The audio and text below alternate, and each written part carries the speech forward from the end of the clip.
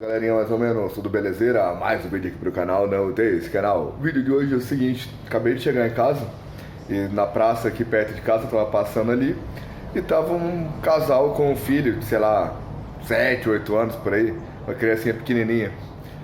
E aí aconteceu uma cena extremamente clássica, né, da sociedade moderna. Um cheirão na praça ali, um cheirão de baseado. E a criancinha perguntou pro pai: papai, que cheiro que é esse? Mamãe, que cheiro que é esse?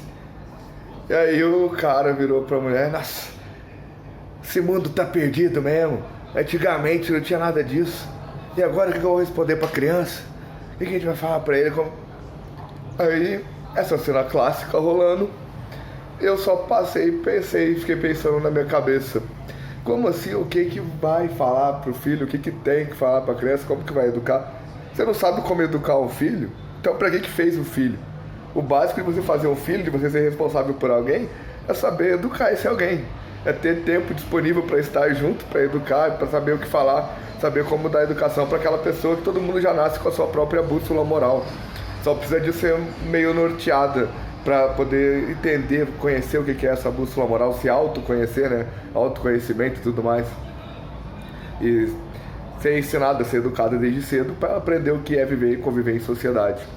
Mas aí vem a questão também do que o pai tem que responder para o criança. A criancinha virou para ele: que cheiro que é esse? O que o pai tem que responder? Vai ter que responder: pode falar qualquer cheiro, pode falar qualquer coisa.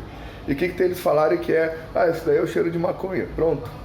Qual que é o problema deles falarem isso? A maconha é o tipo de planta que é assim, que a flor é assim, e que os nóia pegam e vão e fumam e fazem as coisas, e faz o bolo, e faz creminho de massagem, e faz tanto de coisa, serve como biocombustível. Os médicos falam que é medicinal, a galera que estuda fala que é medicinal, só que medicinal é uma coisa, você consumir por necessidade de você ter uma doença e usar ela para combater a doença é uma coisa, você usar para recreação no seu momento de lazer é outra. A recreação e lazer, você é noinha e não pode fazer isso, você é errado, você é drogado, é desgosto da família, é errado, é tudo de criminoso, é responsável pelo crime, sustenta o tráfico, sustenta isso, sustenta aquilo. Mas falando de álcool e maconha, quem que fica caído na sarjeta? Quem bebeu álcool ou quem fuma maconha?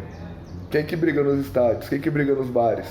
Quem que chega em casa e espanca a mulher, espanca a criança? Tá sob efeito de álcool ou de maconha? E álcool é cool, álcool é legal e tal, porque é sociedade, porque quem cria as leis. É interessante achar que o álcool é legal, não tem problema nenhum. Aí o preconceito, a falta de informação, a vontade de ser o herói, o medo da confiança da própria educação que passa para os filhos, o medo das coisas faz o quê? Somando tudo isso, faz começar a ter essa cena clássica de o que eu vou responder pro meu filho agora que passa esse cheiro.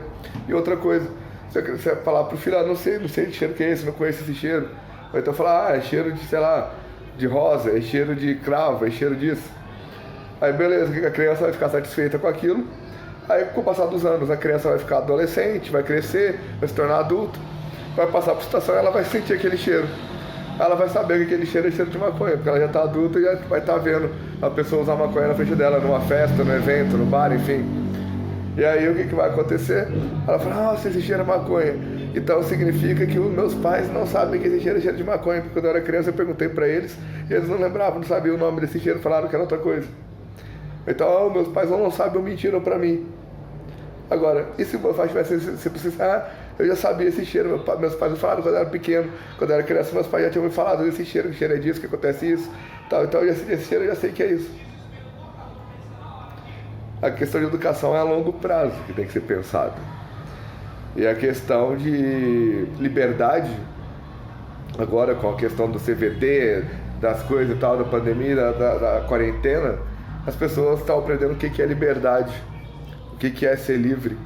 E as pessoas, mesmo assim, estão trocando a liberdade, trocando ser livre, em troca de uma ilusão, de uma falsa segurança, de uma ilusão de uma falsa segurança, porque os governantes, a mídia, os, entre aspas, cientistas falaram isso, falaram aquilo, e eles estão fazendo tudo de podem para o bem, e a gente tem que fazer a nossa parte, que é abrir mão da nossa liberdade, em troca do bem de todos os outros, que os outros não sabem se cuidar.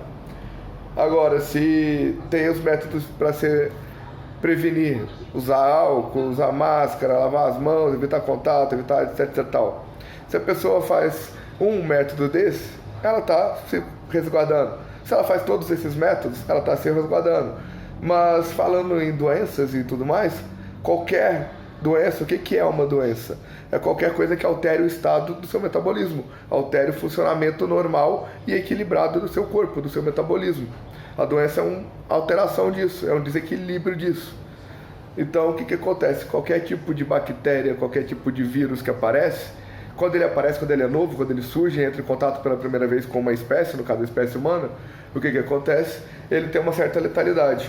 Com o passar do tempo, a letalidade diminui. Isso é a ciência que explica, não sou eu. Eu estou repetindo o que os cientistas falam, o que os pesquisadores falam, os processos científicos, como eles são feitos.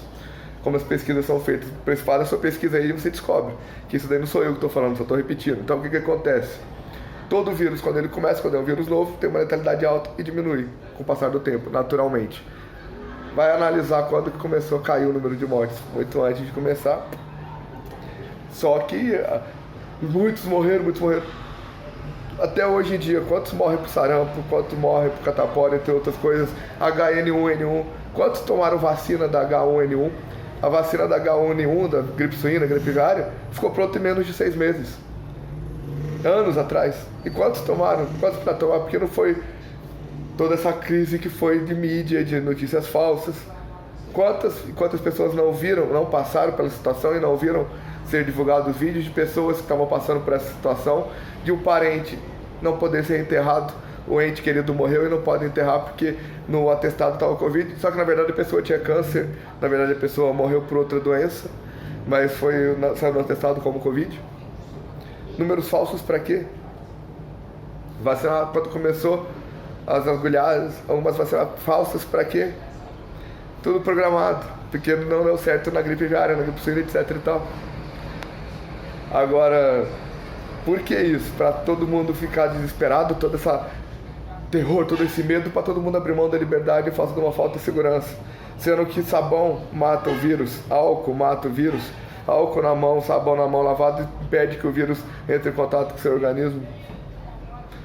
Então, assim, né, além da questão qual que é o melhor método preventivo? É você estar com o seu organismo em dia, estar com o seu organismo cuidado da sua saúde funcionando em equilíbrio, estar forte, estar resistente. Porque um organismo forte, um organismo resistente, um organismo bem cuidado, ele sofre menos dano quando qualquer tipo de vírus, qualquer tipo de bactéria entra em contato com ele. E ele consegue se defender muito melhor de qualquer tipo de vírus, qualquer bactéria, quando está equilibrado. Tanto que teve as pesquisas aí também que provam que todos os pacientes que foram internados no hospital com doenças mais pesadas por causa do CVD estavam com vitamina D baixa quando contraíram o vírus. Quem estava com vitamina D alta e metabolismo funcionando, pegou, né, nem sentiu, nem... Tem muitos aí que pegam e nem sabem que pegaram 2, 3, 4, 5 vezes e não sabem nem que pegaram porque o organismo está equilibrado, não sentindo nem o sintoma, nem espirro, nem tosse, nem nada. E pessoas, inclusive, posso citar casos, meu pai é um deles, meu pai diabético, idoso, pegou Covid e nem sabe, ficou sabendo depois, porque passou para minha mãe, passou para minha irmã, e aí elas fizeram exame dela, deram positivo e o dele também. Só que ele não teve sintoma nenhum. Então, assim... O que acontece? Tá com o organismo equilibrado, você não pega. Tá com vitamina D, não pega, porque se todos que pegaram, saiu do relatório, todos estavam com sintomas pesados, internados no hospital, estavam com vitamina D baixa, não tinha nenhum com vitamina D alta, é porque se você tá com vitamina D alta, você não vai ter sintoma grave. Organismo equilibrado e tudo mais. Então, tá aí o vídeo que já saiu pro outro lado, foi pro outro lado da onde pretendia no começo, e já esqueci do que estava falando no começo, e tá ficando muito grande também. Paz para todos, fui!